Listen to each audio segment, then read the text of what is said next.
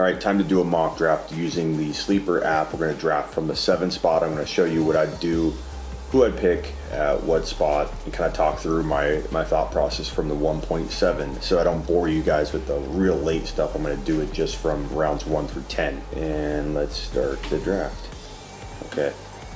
Barkley, Kamara, McCaffrey, Lev Bell, Zeke Elliott goes to 5 a lot, David Johnson. Okay, pretty easy call for me here. My number 5 is Hopkins, so I'm going to pick him here with ease. Then on this turn, around into the second, I'm hoping that my boy Odell stays available. Yes, he does. Pretty easy call for me here, just kind of glancing down. Damian Williams, Melvin Gordon's a thought, but risky.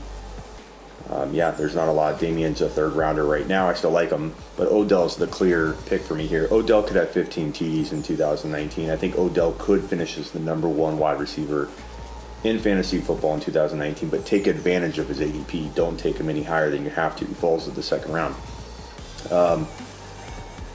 Melvin Gordon just went. That would have been a decent pick. Cooper is a good pick here. Kittle I like a lot. I know a lot of people aren't a fan of drafting Kittle this early. I think Kittle wins you leagues in the 3rd round.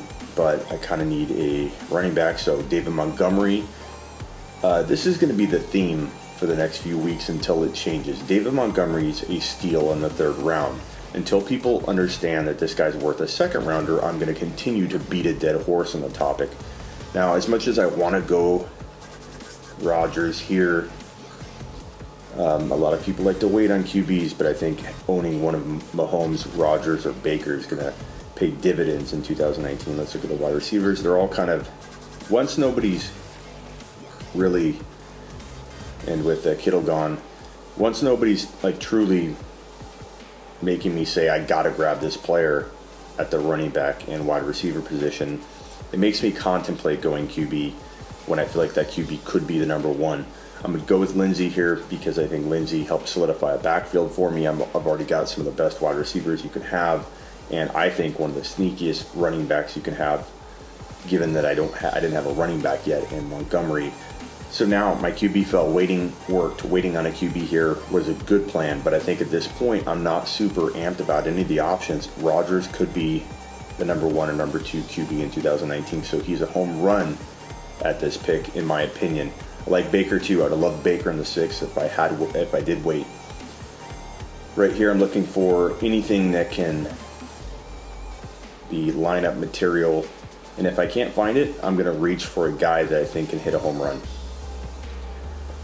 Kind of need O.J. Howard sticking out to me here because, you know, he's a potential top 5 player at his position, maybe top 4. I'm not loving a lot of these options. Henderson's there, Freeman's there, Royce Freeman I need to pair with Lindsey, but I think I can get those guys later because on the pre-rank list, you can use that to your advantage. When on the pre-rank list you see a guy really low, it's a good opportunity to maybe wait. So I'm going to go O.J. Howard here because I think I'm going to get my guys later based on the pre-rank list. It's such an influential thing where guys fall on that pre-rank list. You've got to use it to your advantage, and sure enough, here we are. So running backs, I got Henderson still there. So we will grab. So interesting where these players fall in these mock drafts. But Henderson to me from the 7th, he was going in the 6th. Now with Gurley, okay, looking to a lot of people, which I don't agree with. I think he's running. That doesn't mean he's ready to take hits. I think Henderson's a home run from the 7th because you're not going to lose your league, but you can win your league with Henderson in the 7th. Royce Freeman I paired with Lindsey. I think that's gold. Samuels I'm going to start picking. And again, I'm going further.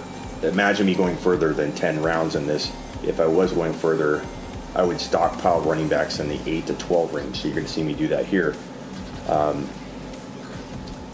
Royce Freeman, Samuels, Devin Singletary, I love in the 10th round. Are you kidding me? Devin Singletary. Okay, so the draft is complete here. Again, I would have went further. I didn't want to bore you, but let me show you my team here. Devin Singletary is a monster steal at the 10th round value, 9th round value, even 8th round value. But use pre-ranked list to your advantage. Don't be afraid to take Devin Singletary a round or two before this. He could win you leagues there. Darrell Henderson could win you leagues in the 7th. Neither one will cost you your league if they don't land. But I love this team. Hopkins, Odell, David Montgomery, Phillip Lindsay with Freeman, Aaron Rodgers in the 5th round, late 5th round. O.J. Howard was not a reach there. That was a good pick. I'd be sitting on a running back store,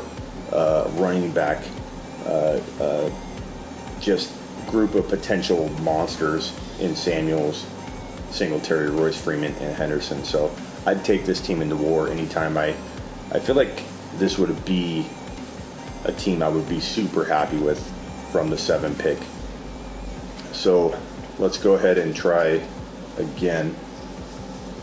And let's this time go with the, let's see, should we go from the 4 spot? No, let's go a little later because we just did. We're too close to that. Let's go, I haven't done anything really late, so let's go 9. Barkley, Kamara, David Johnson, Christian McCaffrey, Zeke Elliott still falling, Love Bell, Devontae Adams, DeAndre Hopkins. I would have took Hopkins had he fallen to 9. Mike Thomas, I think he could easily be the top wide receiver. Him, Odell, and Hopkins to me are like so interchangeable, but you want to use Odell's ADP to your advantage, and he just went. That sucks. But I like the fact that I could take Cook here and do a wide receiver running back option for you. I'm hoping I get Montgomery. I think this lesson tonight is going to be that Montgomery, if he falls here, is an absolute steal, and he should be your 3rd round pick. If you can get away with it in the 4th, there he is. He is available. Easy call. Easiest call I've made all night in both of these drafts is David Montgomery in the 3rd round. Win you a league.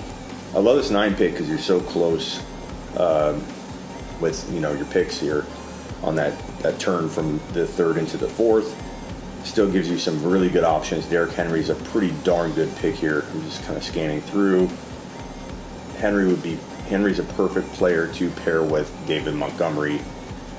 And I have Dalvin Cook already and Mike Thomas. So I'm loving this team from the start. This is a fantastic look so far.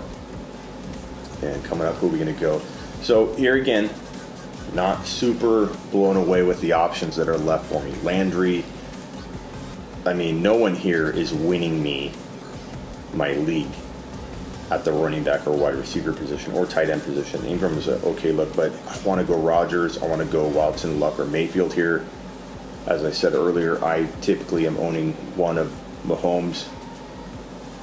I'm going to go Landry because I'm so close on this turn here from round 5 to round 6. I bet you, based on the number of QBs left, I think I'm going to get either Rodgers or Mayfield. So I'm going to go Landry. I'm punching at Landry. And sure enough, there's Luck. 1 QB goes. Yep, I'm going to get him. Okay. So that was a good gamble. Good lesson. And when you have that turn, you see a plethora of QB options left. I'm going A-Rod. Look at this. I'm not going to get A-Rod again. I got a lot of picks to go down the 6th round and around, down through the 7th. No way he's going to return. I'm taking A-Rod. I kind of want to go Baker here, but Baker's my number 3 QB in 2019. Chew on that. Baker's going to throw for 36, 37 TDs, run for 3 or 4. He'll be over 40 total. Okay, so I've got Rodgers, I got Landry, I got Mike Thomas, I got Henry, David Montgomery, and Cook. I love this team. Loving Njoku here, but I'm going to wait. So Darrell Henderson, my must-own player, 7th round staple for me because he will not lose you a league in the 7th. He will only win you a league. Now I'm going with Njoku. Good strategy again to wait. I love that 9 pick because you're so short around that turn that you can kind of predict who's going to fall and who's going to be available. It makes it easy to navigate. And again, I'm only going 10 rounds, even though you're going to pretend that I would go for 15, 16 rounds. I just want to make it short for you guys. Okay, so here I'm going to do what I did earlier. I'm going to look at these running backs and I'm going to stockpile. Singletary, taking him in round 9. I'd take him in round 8 if I had to. Singletary can win you a league in the 9th and 10th round. Gonna go Madison here. So yeah, boy, I love this team. I only have 2 wide receivers, knowing that I would have drafted more wide receivers down the way, like a Fitzgerald, somebody like that, but I just wanted to make it short. Just go with, 10 rounds so I could do 2 mocks in a row with you. But Singletary, Madison, Darrell Henderson, again, running back store, grooming and growing those running backs that I could either start as a flex and win a league because of it, or trade laterally, just like Connor last year. When Connor emerged and I had him on every single pretty much team I had, he was my number 2 bold prediction for the year in 2019. And you could literally trade him laterally for a wide receiver that was top 12 material. And that's what your goal is with these later round picks. Not to take a guy like Pettis, who can't win you a league, but Pettis could do okay for you. Singletary, Madison, Darrell Henderson, Darwin Thompson. That should be your sole goal in round 7 through 10 or 11 or 12, is pick guys that can win you a league if they get into your lineup and if they get into their team's lineup, or can get you literally like a top 8 to 15 overall player later on in a trade. That should be your goal in those rounds, and that's how you can dominate and have a team that people say, how the hell did you come up with that team? If that's what you want people to say coming out of a season, going, how the hell did you get that team? It's stashing those running backs in rounds 7 through 10, 11, 12. So those are my teams. I love both those teams. I can be honest about a mock and say, hey, didn't like that direction, but I absolutely would go to war with either of these teams in 2019. I want to say thanks to Sleeper for supporting anything we do whenever we talk about using their app and stuff. So shout out to them, and hopefully you guys enjoyed that. I'll do a couple more of these in the coming days so you know what I'm thinking from each of these draft slots. So we did just the 9 pick right there. Thanks, guys. I'm doing it again. I'm live streaming for 24 hours straight on YouTube, youtube.com/The Fantasy Football Show. And probably the most exciting thing, I will be doing a 48 team follower league. And get this, here's the twist. 48 teams, 4 copies of every player in the draft pool. Think about that for a second. The bookend picks are 48 and 49. The same players at 12 and 13 in a typical league will be right there at 48 and 49. It's going to be crazy. Don't miss your chance of getting in this real league with me and all the 46 other people. How do you get in? Stay tuned. But you have to be there for this live event, 24 hours straight live stream that I'm doing on youtube.com. youtube.com/The Fantasy Football Show. Friday, August 23rd. I'll be in the studio a ton, but I'm also this time, unlike in February, hitting the streets. I'll be riding an electric scooter while I answer fantasy questions. We'll go shopping. I'll eat wings at my favorite wing spot. We're going to hit the streets. We're going to be in the studio. We're going to mock draft, do giveaways. 24 straight hours you're hanging with me on YouTube. We did it back in February. We're going to do it even bigger and better August 23rd.